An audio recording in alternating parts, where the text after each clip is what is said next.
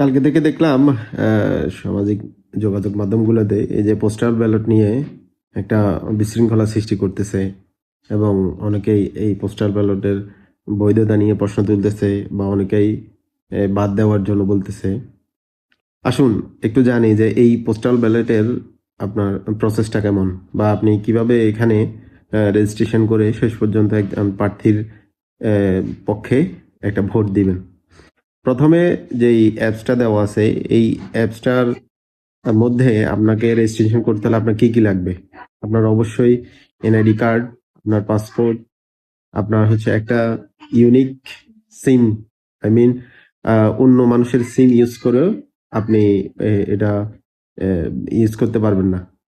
অবশ্যই আপনার নামে একটা সিম কার্ড থাকা লাগবে, দেন আপনি এখানে রেজিস্ট্রেশন করতে পারবেন। ওকে, আপনি রেজিস্ট্রেশন করার পরে নির্বাচন কমিশন থেকে যেই পোস্টাল ব্যালটটা আপনাদেরকে পাঠানো হয়েছে এটা আপনারা রিসিভ করবেন, এবং রিসিভ করার পরে ওইখানে যে দুইটা পেপার দেওয়া আছে, একটা হচ্ছে গণভোটের, একটা হচ্ছে হলফনামা, সরি তিনটা পেপার দেওয়া আছে, একটা হলফনামা আর একটা হচ্ছে এই আপনার বিস্তারিত বিবরণের জন্য নির্বাচন প্রার্থীর ফর্মটা। তো ওইটা ধরেন আপনি যথারীতি পূরণ করলেন, এরপর আপনি অ্যাপসে যাবেন, অ্যাপসে গিয়ে ওইখানে যে অপশন আপনি যে ব্যালট পেপারটা রিসিভ করছেন ওই অপশনটা ক্লিক দিবেন। ওইখানে আপনাকে ফেস ভেরিফিকেশন করবে, একটা দুইটা ভেরিফিকেশন, একটা হচ্ছে আপনার লাইভ, আপনার ফেসটা লাইভে ওনারা রেকর্ড করবে ওই অ্যাপসের মাধ্যমে।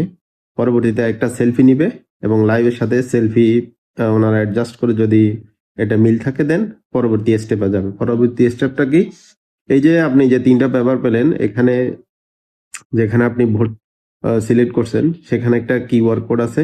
ওই কিউআর কোডে স্ক্যান করলে হবে কি, আপনার এই যে ফর্মের যে ইনফরমেশন এবং আপনার অ্যাপসের যে ইনফরমেশন এবং আপনার যে ফেস রিকগনিশনটা দিলেন, এই সব কিছু ম্যাচ করে দেন আপনি ফাইনালি একটা প্রার্থীকে, কোন প্রার্থীকে আপনি ভোট দিবেন সেখানে যাবেন। যদিও প্রার্থীটা মেবি আরো কয়েকদিন পরে নির্বাচন কমিশন চালু করবে। তো এটা দেখে অনেকেই হাই হুতাশ করতেছে যে পোস্টাল ব্যালটে জালিয়াতি করতেছে, জাল ভোট দিতেছে। এক রুমে দেখলাম একটা ভিডিও, অবশ্য সোশ্যাল মিডিয়াতে দেখা যাচ্ছে যে এক রুমে অনেকেই অনেকগুলা ব্যালট পেপার একসাথে অনেকে পূরণ করতেছে। দেখেন বিদেশের বাড়িতে কি হয়, বিদেশের বাড়িতে যখন মানুষ একসাথে থাকে ওইখানে তো একটা বাড়ি, এই যে আপনি একটা বাড়ি একটা ফ্ল্যাট নিয়ে আসেন, ওইখানে তো ভাই এরকম না রে। ওইখানে মানুষ কত কম খরচে থাকা যায় এবং বাকি টাকা দেশে পাঠানো যায়, তারা এটি চিন্তাটা করে। একটা ফ্ল্যাটে একটা রুমে এমন শোনা গেছে যে 15-20 জন করে মানুষ থাকে। তো এই যে এই 15-20 জনের ঠিকানা তো এক, এবং এক ঠিকানায় তো এই 15-20টা ব্যালট পেপার গেছে।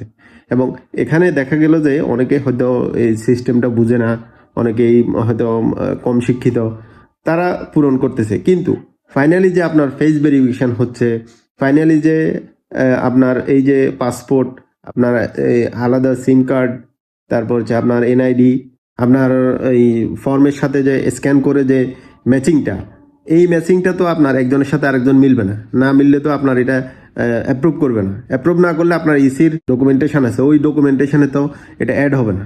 সবচেয়ে অবাক করার বিষয় হচ্ছে আপনার সবচেয়ে সিনিয়র নেতারা পর্যন্ত এটা নিয়ে প্রশ্ন তুলতেছে যে এটা বাদ করার জন্য বা এখানে অনিয়ম করা হচ্ছে।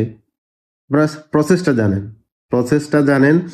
আর এখন সবচেয়ে বড় বিষয় হচ্ছে কি জানেন, আপনি একটা ভুল মেসেজ আপনি মানুষকে খাওয়াইতে পারবেন না। এটা আমি অনেক আগ থেকেই বলতেছি, মানুষ এখন অনেক সচেতন। আপনি একটা ভুল মেসেজ দিয়ে মানুষের মধ্যে বিভ্রান্তি সৃষ্টি করবেন এরকম না। এই যে অনেকেই আবার এই যে এটা যে আসলেই প্রসেসটা কি এটা নিয়ে অনেকে অনেক কথা বলতেছে।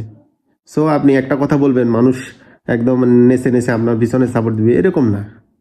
একটা সঠিক মেসেজ দেন, আসলেই যদি জিনিসটা খারাপ হয় সেখানে আপনার প্রমাণ থাকতে হবে, তথ্য থাকতে হবে, দেন আপনি এটাকে ভ্যালিডেশনে নিয়ে আসতে পারবেন, আদারওয়াইজ নট।